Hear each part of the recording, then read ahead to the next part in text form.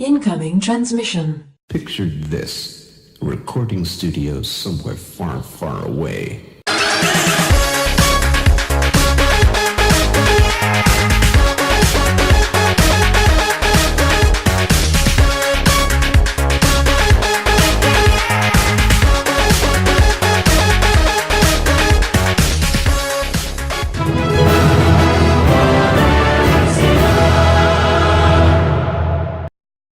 Welcome, Watchers of Illusion, to my Castle of Confusion on the 22nd of March, and we continue with Legend of Zelda week with Zelda 3, Link to the Past, which I'm very pleased to be playing, to be honest, because I've enjoyed the last couple of games, and you've probably already guessed, no, I haven't played this one either, so I'm on a bit of a roll with these games at the moment. It's great fun, but let's have a look at the intro, and then I'll pick up where the intro leaves off. So enjoy.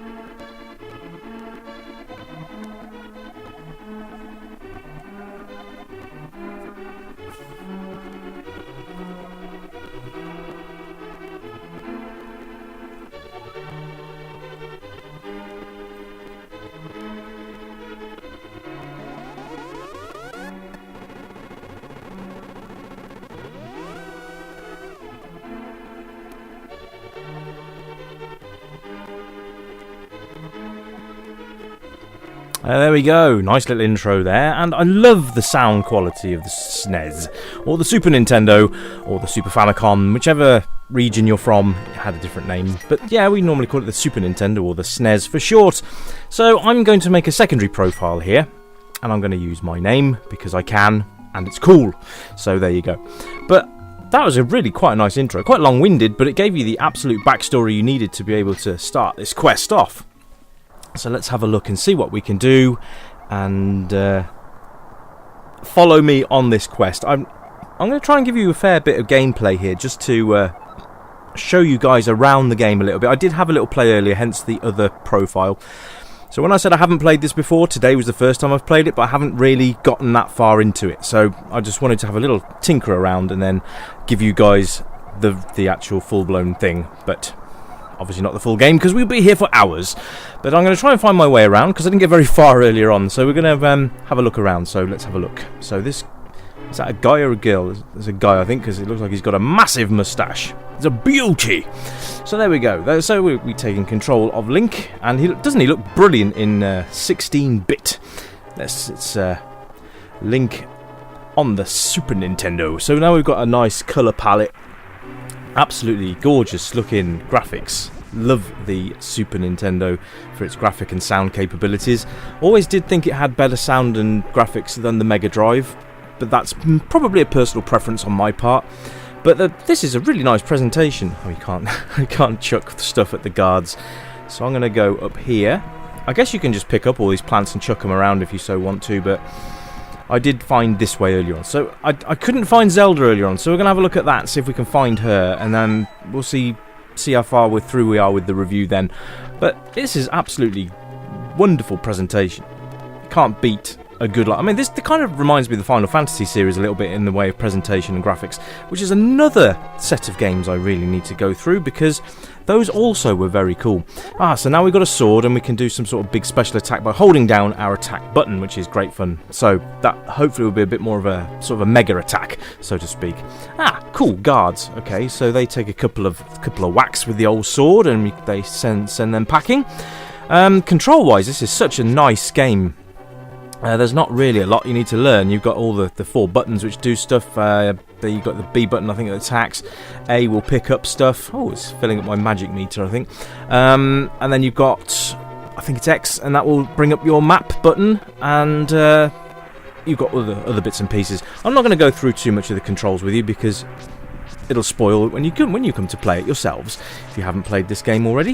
How many of you actually had the Zelda series on your consoles, by the way? Because I think that if you haven't had a chance to play this series, I think you really should. Like I said, the last couple of days have been a first for me. This is yet another first, and I've actually really enjoyed it.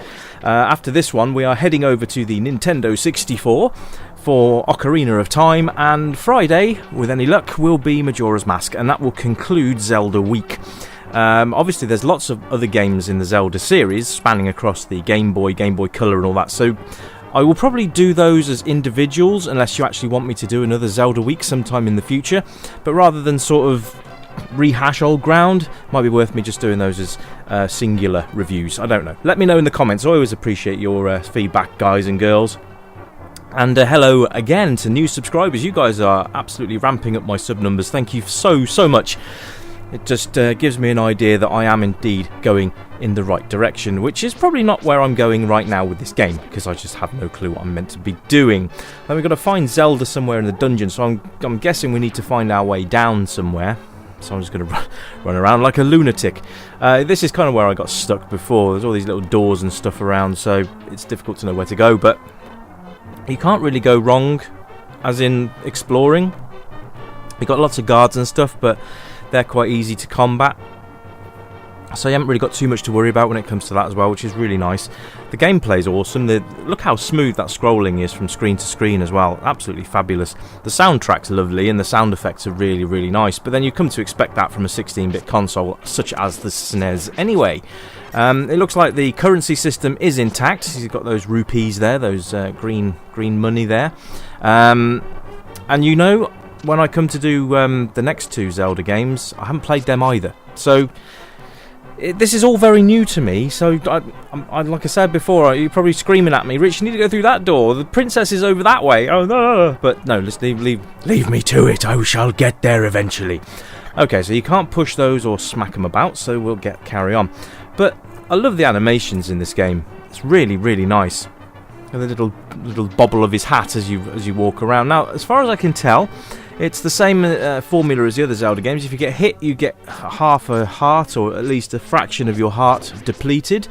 You can see there that I just managed to get some of my health knocked off, and now I've got a map, which if we press X we can have a look at that. But I'm just going to have a plough through the castle and see what I can find. Yeah, so guards will relinquish heart replenishment, which is great, and I think you can knock them off the edge. Oh, fantastic. Okay, that's really quite cool. I like that. So you've got options on how to defeat the guards. That was a bit badly timed, but never mind. So you don't have to kill them with your sword. You can just knock them off the ledges. That's really nice. Kind of a nice feature there. So the design of the game is absolutely brilliant. Can't really fault this at all. I guess my only real criticism with the Zelda series is that you just don't really know where you're going, but then I suppose that's where the element of exploring comes in, and you will just have fun doing that and finding different screens, different treasure, different weapons, that kind of thing. So, you know, if you like your explorers and your RPG elements, you're going to be absolutely in your element here. And I've got a boomerang. Oh, that's cool. So another weapon. So I've got a ranged weapon now. Cool. Right. So there's the map screen, very briefly map screen, sorry guys, and I'm going to try and figure out where to go next. I think we're going to go try through this door here. Let's see what awaits us on the other side. Steps down. Right. So I like the fact it's screen by screen as well, when you're in the smaller sections. And I like the fact that it gives you that sort of depth perception as well, which is really nice. It does a cracking job, really does. And I've got to say that this so far has been my favourite Zelda experience from what I've played so far. The NES ones were iconic and really, really good fun. But there's just something about this one that makes it just that little bit better. And it's not the graphic presentation or the gameplay, really. There's just something that gives it an edge. I suppose I've got to kill this guy now without getting hit by his huge flail. And I'm guessing he's going to drop the key to the prison door, which would be nice. But he seems to be taking a hell of a lot of hips. Hips? He has hips, apparently. Hits. I've only got one heart left, so I can't really afford to get hit too many more times by this doofus now. And he has dropped the key. I love the little jingle you get when you pick something up as well. It's absolutely great. So you actually know you've picked something up important when you get that sort of sound effect. That's really, really cool. Treasure chests always drop stuff that's interesting, or stuff that you need, like money or magic power or anything like that. So I guess we've got to escort her out of here now. I'm actually really shocked that I found her, to be honest. I had a real struggle with that earlier on. But yes, we found her. So I don't know what... That's obviously a bigger cash reward there, because I've now got 11 rupees, which is quite nice. So I guess we just got to escort her back out now. But I'll... as we're approaching the sort of over the 10-minute mark of the review, I will not escort her all the way out, but I'll give you a bit more gameplay before I sign off. But I really hope you've enjoyed the Zelda week, folks. I'm enjoying it so far. It's been really good fun. And if you've got any ideas for theme weeks, let me know in the comments, because I really am looking for ideas, and your feedback is paramount to this channel and its success. So if you guys have got ideas, I'd love to hear from them. And even if you just drop by to say hi, I always make sure I read my comments and respond to every single one.